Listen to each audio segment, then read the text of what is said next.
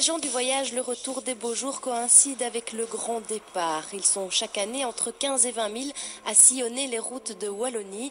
Environ 30% des communes sont concernées par le passage et le transit des caravanes. Et pourtant, à ce jour et à de rares exceptions près, aucune commune ne dispose d'une structure d'accueil. À Mons comme ailleurs, si de nombreux terrains ont été pressentis pour les accueillir, les autorités se heurtent souvent au mécontentement et à l'opposition des riverains. Il faut dire que depuis des siècles, gitans, manouches, roms et tziganes sont persona non grata. En marge de la société, ces communautés éprises de liberté traînent derrière elles toute une série de préjugés.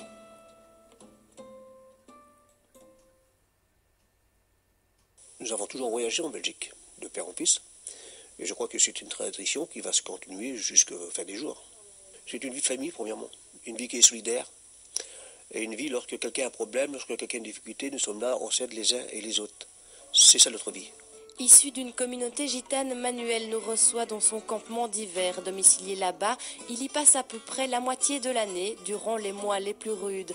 Dès que le climat devient plus doux, mi-mars, début avril, il reprend la route. 30 ou 40 caravanes, des familles et puis des amis aussi. Durant les mois d'été, nombreuses sont les communautés gitanes qui parcourent les chemins de pèlerinage. Indispensables à leur voyage, les arrêts durent plusieurs jours, le temps de se poser et de travailler. Des métiers qui s'adaptent aux soucis de mobilité, commerce et artisanat.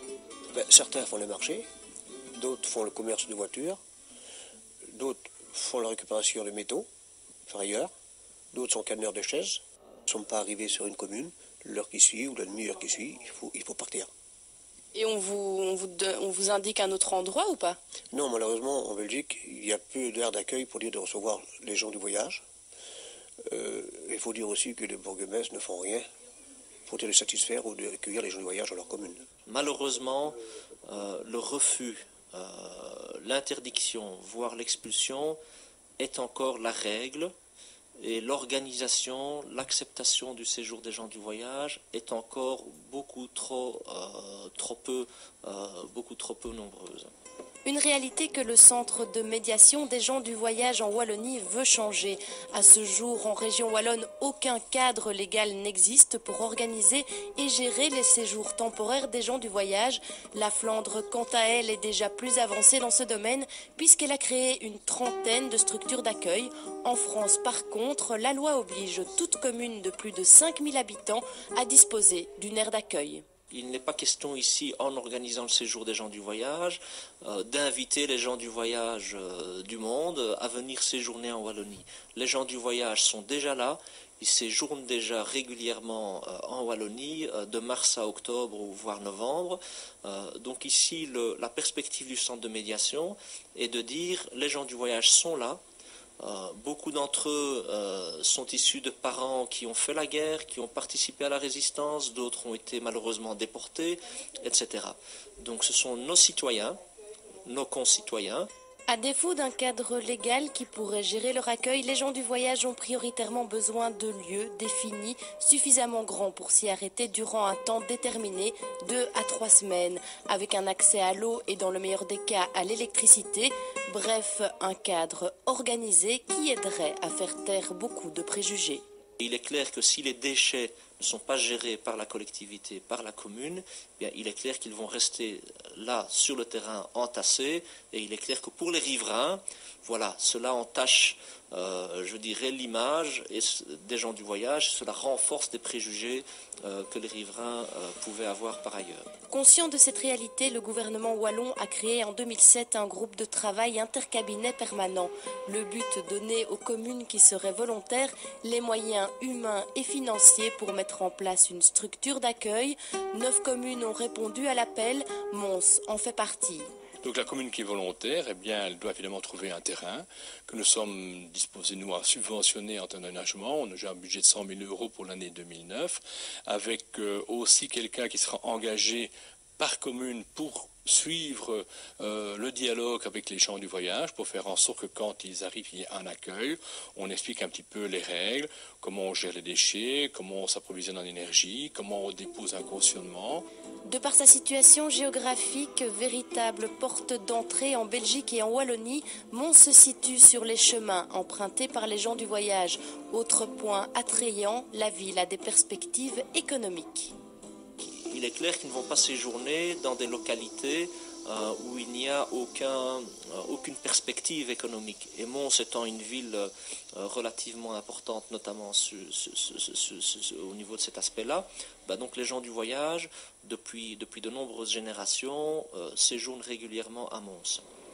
Si par le passé de nombreux terrains ont été pressentis pour accueillir les gens du voyage, les riverains s'y sont à chaque fois opposés. L'absence d'une aire d'accueil a souvent entraîné la désorganisation et les conflits. Ils arrivent à toute heure du jour ou de la nuit, on est prévenu au dernier moment, on doit réagir, ça ne plaît pas aux riverains, ils s'installent dans des sites différents, il y a des problèmes de pollution, donc de dépôt de clandestins d'immondices, puisque tout n'est pas prévu. Si on a une installation, on peut prévoir des containers, on peut prévoir toute une série de choses qui vont faciliter leur séjour et qui ne nous mettront pas dans une situation de devoir constater justement des dépôts ou toute sorte d'autres nuisances. Cette année, les choses risquent de changer puisque le 20 février dernier, les autorités montoises se sont mises d'accord pour désigner un terrain d'accueil. Nous sommes en cours de réaliser une convention avec un terrain privé qui va permettre d'accueillir 10 à 15 caravanes sur un site privé à la limite entre Couëmes et Flénu et qui permettra ainsi d'accueillir des gens du voyage à condition qu'ils le signalent au départ et ils seront accompagnés d'une part par le service des affaires sociales, par le propriétaire du terrain. Évidemment, il y a toujours un contrôle de police qui s'exerce. Le terrain dont il s'agit est situé sur le site du Levant. En octobre dernier, les gens du voyage s'y sont arrêtés durant 2 semaines. Une expérience qui s'est révélée concluante, la raison pour laquelle le propriétaire a voulu la réitérer. Il faut quand même une certaine discipline, bien sûr, mais ce sont des gens bien, je vais dire ainsi. Et alors, c'est beaucoup de commerçants, disons, dans le domaine des gens de voyage. Et qu'est-ce que je peux vous dire aussi? Ils sont très bien, ils sont très bien. Il n'y a eu aucun problème, en fait? Non. Non, de petits problèmes, enfin, pas grand-chose, quoi. Genre quoi? Ils m'avaient demandé du bois, et alors, ils sont arrivés, ils m'ont coupé quelques arbres, alors j'ai dû intervenir, bien sûr, voyez-vous. Un terrain de 5 hectares, pas trop éloigné de la ville de Mons, mais quand même suffisamment à l'écart pour ne pas trop déranger les riverains. Avec l'accès à l'eau et à l'électricité, la ville et le propriétaire sont en train de régler les derniers termes de la convention. Le tri des déchets, parce que ça c'est vraiment le problème qu'il peut y avoir avec les gens de voyage. La durée du séjour, maximum 15 jours. Le paiement d'une caution, afin de garantir que le terrain soit remis en bon état à la fin. Le paiement d'une location. D'après le centre de médiation des gens du voyage, ce sera environ 20 € par famille et par semaine. Donc ça c'est encore à voir avec M. Dréaume, mais ce serait dans ces termes-là. Les riverains, ils ont peur des gens du voyage. Et alors, or que ce sont des gens bien, comme je viens de vous dire.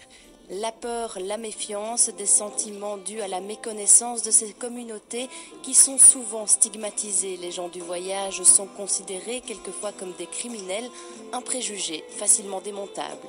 Nous essayons de vérifier qu'il n'y a pas d'augmentation par rapport à ce qu'on pourrait penser. Et souvent, les préjugés qu'on a, on se dit, tiens, les gens du voyage sont chez nous, on va avoir des vols, toutes sortes de faits qui vont se dérouler, alors que nos statistiques ne démontrent absolument pas ce type de situation, en tout cas durant les périodes où les gens sont venus sur le territoire de Mons. Donc je crois que c'est un préjugé qu'il faut faire tomber. À la base, les gens nous regardent toujours comme des gens qui vivent où il y a 100 ans ou 200 ans en arrière.